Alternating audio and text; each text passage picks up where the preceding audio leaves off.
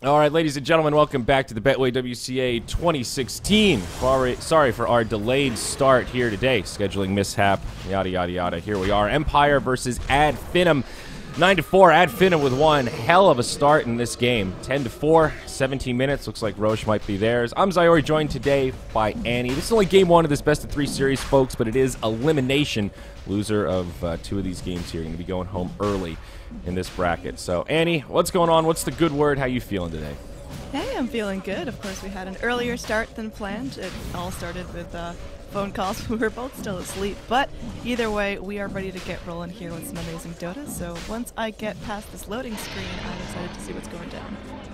Yeah, no worries about that. Roshan going down to Ad Finum. They will be able to grab the Aegis of the Mortal. Interesting seeing a DP actually picked up. I feel like you and I have been casting together a fair bit the past couple of days, and we've been talking about Death Prophet a lot as a potential pick, or at least I have. And we have seen her so seldom actually make it into the draft. It seems to be working really well for Ad Finum. #1 on net worth overall and kind of controlling this game. Let's just take a minute to absorb the inventories as we were a little slow with the build-up here. Oh, top lane, top, though. Maybe not. Yeah, Thug might actually survive this. He does have a Spirit Siphon. Madara is here with the Chronosphere, and Thug will live through this damage, at least for now. Undershock finally able to bring him down. Chrono ends up being less than ideal as now the Omni Slash starts bouncing. Shadow Demon falls, and Bat Rider will live to tell the tale. Now Undershock in pretty deep on the run. I don't think Ad Finum are going to have the lockdown to find this kill, but boy, was I wrong. Lasso. They've got the resources to keep him locked down. That spin can't last forever. Can they cancel the TP? The Flame Break comes through, and Undershock will eat dirt. Done. Very sad stuff for the DP there. I actually thought she was going to live, but stuck on the spin of the Juggernaut. Not much you could do there. They've got Afterlife just kind of scooting around in this tree line, trying to figure out when it's safe to go home, because of course he already busted that epicenter in the last fight, so doesn't really have a whole lot of fighting tools. Yeah, you missed game 1, Zyra. Well, the little ticker up top is not updated, or Dota TV is bugged. Either way, my bad. So who won game 1? That's what Empire. I want to know. Empire did. Oh, okay. Wow, so looking like we could take this to a game 3 if Ad Finum could keep this one up. Yeah, absolutely. Ad Finum looking nice and strong right now. But again, Empire have a lot of late game tools up their sleeve. The Lone Druid still doing pretty alright in terms of farm. The Bear has his Midas at 19 minutes and, well, saving up a decent chunk of gold as well. There's the Relic. Yeah, looking good for him. Interesting build from Thug. He's gone Yule's Scepter into Pipe on the DP. And not a game that seems obvious, you know, against the Tinker, some big burst damage like that, perhaps. I guess Sand King does sort of fit the bill for heavy magic damage along the Ogre, but there's an opportunity cost for the Death Prophet. Very low armor right now and reasonably low HP with a build like this where you go for the phase boots. It's working for Thug so far. He's only 1, 2, and 3, but I feel like he could be susceptible to some of this burst damage. If the Juggernaut gets a hold of him, or the Bear for that matter, that physical damage is really going to hurt until he gets more armor. So Scan's going to rock through, unfortunately not going to catch out anything. And we'll see what the next plan is. It looks like they just want to charge down mid-Empire, want to get this done, they want to start getting some structures, but are they really going to neglect their tier 3s? It looks like Ad Finum are perfectly content just blasting out this window. They've got the Exorcism going through, they've got a smoked up Bat Rider on the back lines to make sure he can go and get something done if someone tries to come in. This is a scary. Really aggressive push, and I mean, Where's there's a Empire? fortify, there's one TP rotation. Now there's going to be a second, but they're going in one by one. They can definitely get punished. Lincoln Sphere proccing the void. There's going to be the lasso to drag back in Maposhka. Goodbye, Ogre Magi. That's going to be a nice epicenter there from the Sand King, but Chrono to stop it all down.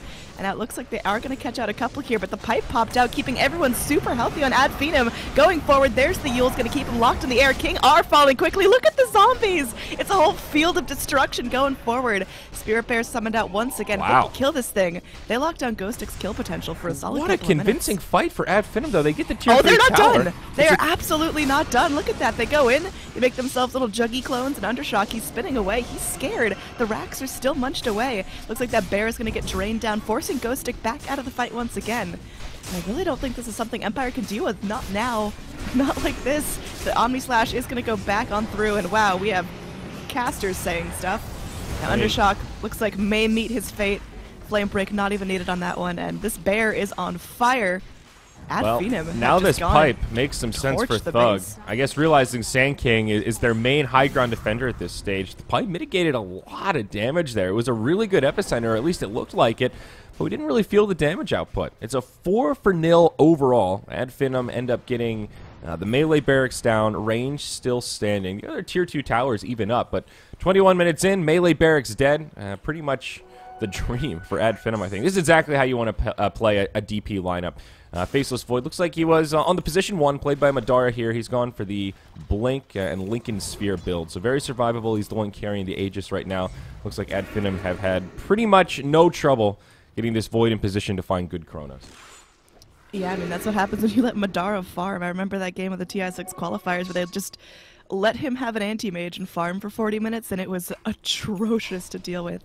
So we'll see what's going to go down here. Empire, they've still got some tricks up their sleeve, but it is getting tougher and tougher now that they're half a lane of racks down. Yeah, absolutely. The gold graph, relatively even until then, and it tells a pretty clear story here. Huge bout of momentum from Ad Finum off that. Backside, maybe next time, does not get stunned. Now they might turn this. All right, going back in, there's going to be the zombies rocking through. You've got your Flesh Golem form, but Spartan's still going to get stunned up. There is going to be a lasso going down to the low ground, but you don't want to go there. There's a Chrono where 4 heroes are caught out. Oh, this looks pretty miserable as they are going to end up losing their Vengeful Spirit. Tries to TP out. Unfortunately, not going to be successful. They do get the Death Prophet in return, and Afterlife now scurrying away on the back lines. They are able to take out the Juggernaut as well. This could get real nasty there. The Spirit Bear going to get locked down. This is going to be a nice high-value kill there. There is a resummon available. If they kill this bear, the Lone Druid is fresh out of luck. They're going to go through. Can Madara hit his bash key? We'll see as the flame break pops him down back into his range. There's the bash. There's the kill. They're going forward now. Afterlife just scurrying away. One of the lone survivors on his team. Ogre's walking in to help, but I don't know if it's going to be enough. He's now surrounded. Time dilated up, and it looks like he will just end up burning. Ouch, Empire just crumbling here. Yeah, sure, they get the DP, but another 1 for 3. They lose all 3 of their cores, and maybe even more. Maposhka gets bashed up by Madara. 2x on the Bloodlust. Not going to be enough to save him as another bash comes through. Skylark now with a flame break off the mark, ensuring that Maposhka does not have a retreat path. And now King R comes walking in. He wants a kill on Skylark, but I'm not sure this is going to happen. Empire just feeding 1 at a time here. Maybe a TP on the way. Undershot can find this kill. Run, Skylark, run. SSA Spartan able to go into the Flesh Golem form, perfectly timed. I mean, he drops, but his little tombstone is still up, so maybe it'll have an impact. He's got dead, the Void sitting back. No Chrono, but he's still fighting. He's still going forward. Undershock sitting in the flames, and looks like he is just going to get torched down. And it's a full team wipe. It's a 1 for 5. That's absurd right there. Buyback now on the Undying, so minimizes the gold gain when you look at that overall net worth change, but Ad Finum still have to be quite happy with that. And with the buyback, I think they're ready to press here. Looking for high ground. The Chrono up in about 15 seconds. So they are ready to ride.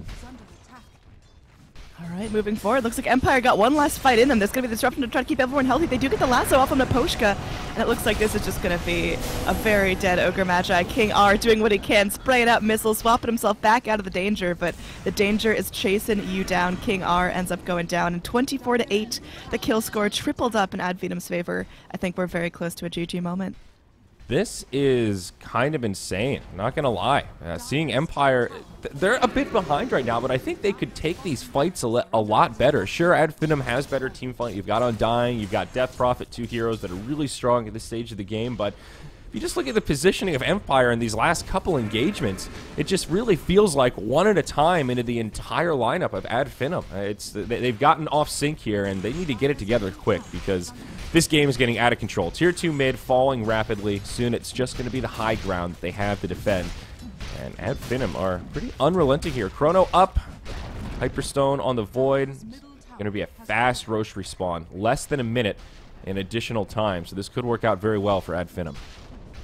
Yeah, I mean, if they go through, if they get an Aegis of Immortality, there's no reason this Void can't just jump up. I love the way Madara plays his Void. He just goes in. Lincoln Sphere build is so situational, but in this game, it's phenomenal.